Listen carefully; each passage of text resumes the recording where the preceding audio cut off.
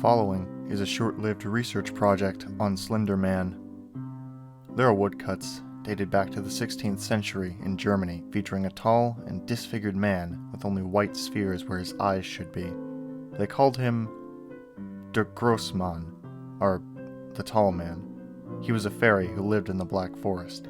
Bad children who crept into the woods at night would be chased by this slender man, and he wouldn't leave them alone until he caught them, or the child told the parents what he or she had done.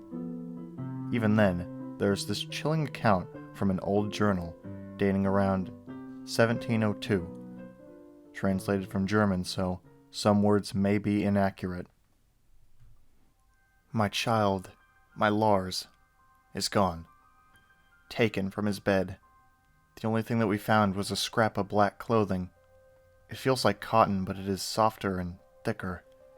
Lars came into my bedroom yesterday, screaming at the top of his lungs that the angel is outside. I asked him what he was talking about, and he told me some nonsense fairy story about Der Grossmann. He said that he went into the groves by our village and found one of my cows dead, hanging from a tree. I thought nothing of it at first, but now he's gone. We must find Lars, and my family must leave before we are killed. I'm sorry, my son. I should have listened. May God forgive me. Another one, but this is actually from a book. So once the Slender Man began popping up in this thread, I could have sworn something seemed familiar about it. I'm an amateur folklorist, so I had a few source books lying around.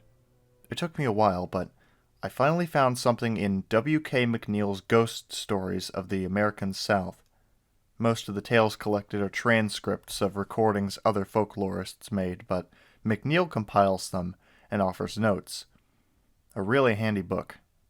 Anyway, this particular story appears in the book's 7th section, Other Supernatural Creatures. Quote,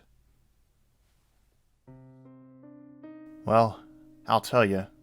When I was younger, a cousin of mine came to live with us.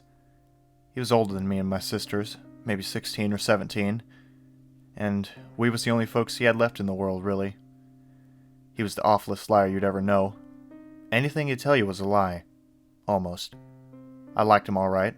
We slept in a loft during the summer because it was cooler up there, me and him, and in the winters we slept on the floor closer to the stove. My sisters had their own room. So, one night, my cousin wakes me up by punching me in the shoulder, and it's summer, so we're up in the loft, and my first thought when he wakes me up is to just push him out, because I'm not happy at being waked up, you know? But before I can say anything, he puts his hand over my mouth, and then, even though it's dark, I can hear that he's scared. Listen, he says. So I'll listen real careful. It's this scratching, like something on the roof. The roof is right over our heads, mind you, 'cause we was in the loft. I was a trifle rattled, but I wasn't having none of it. So, I says to him, it's just some raccoon or a cat. No, says John. I heard it before I waked you up. It's like footsteps, like someone's walking up there. I wasn't taking no truck with that. I told you he was the awfulest liar, so went back to sleep. But the next day my cousin tried to tell Pop about it, and Pop wasn't having no truck with it either. But one night later on, while we was all having supper, Pop sent out my youngest sister to fetch water from the pump we had in the back. After a while we heard Lily scream, and it was Ma who got up first and then Pop. The rest of us stayed at the table because we was likely to get in trouble if Lily was hurt. We was there to gloat. Soon enough though, we heard Pop and Ma shouting too, so me and John went out to see if they needed our help. All they had was the water pail Lily carried out. There wasn't no other sign of her. First I didn't understand what was going on, both Ma and Pop shouting. By that time my other sisters came out and they started crying. My cousin was just standing there in the yard, looking off towards something. It's the man walking yonder, he yells. He's pointing out across the field. No one's listening to him but me. And he keeps saying it. It's the man walking yonder. It's that man walking yonder. You already know it was supper time, so you know the sun was setting and it was hard to see, but When I looked out over that field at the back of the house, the whole thing was lit up orange, and there was a row of big and black trees that was the edge of the woods, you know? I swear to you that I saw one of them trees moving, like a man, walking away. But it couldn't have been no man, 'cause there ain't no man that tall and skinny. Pop's seen it too, I think. He took us inside and locked all the doors. He made us keep still while he got out his rifle. We waited like that all night, Ma crying the whole time. When the sun came up, we took a wagon into town and told folks what had happened, though, as I recall, nothing much came of it. John ran off a few weeks later, and we got a new house, closer to the mill where Pop worked. I still can't manage to look at trees during sunset, though, especially not on windy days when they all move back and forth, like a man walking away. From what I've read so far, and based on various internet memes and other sites debating this Slender Man, he operates on the power of belief and feeds on fear. As for the operator symbol, for fear of my safety I won't write it or even draw it, there are many debates as to what it is and how it's connected to the Slender Man. Some say that when you're looking at him, Slender Man can teleport, so the operator symbol is a representation of him, bore into the minds of those haunted by him, so that he can teleport to them wherever they are.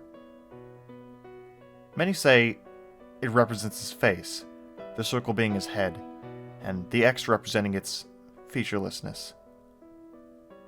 One far-fetched theory states that it's a window he uses to peer into our world. And this is one of my favorite quotes.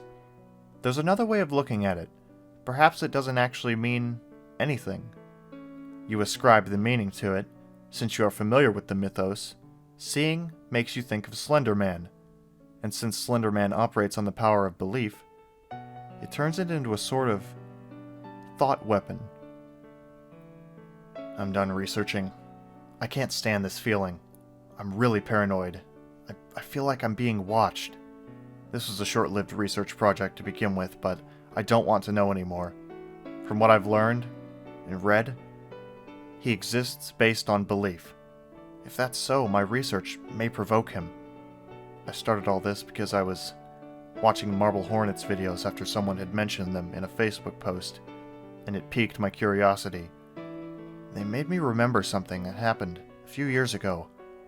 Something I've tried so hard to forget. I was sleeping, and at the time, my bed faced parallel with my hallway. I awoke one night after everyone was asleep in my house.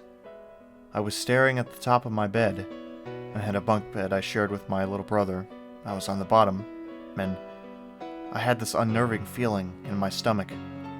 I felt as if something was watching me. It almost felt as if it was in my hallway. So, being an inquisitive little kid, I unwillingly turned my head to look. Thinking back, I wish I hadn't. There was something tall and dark standing there, staring at me. It was dark, so none of its features were clear, but I could make out its silhouette. It was a tall and thin figure that just stood there, staring at me. I tried to scream, but no noise came from my throat. Immediately afterwards, the thing took a step forward, and I blacked out. When I came to again, it was still dark, so not much time could have passed. And after an unwilling glance down my hall, I saw that it was gone. I had no idea what Slender Man even was at the time, so I immediately dismissed it as a ghost of some sort. I know for a fact it wasn't a dream because everything was so real. The fear I felt, the choking sensation in my throat, so I tried to scream, and blacking out.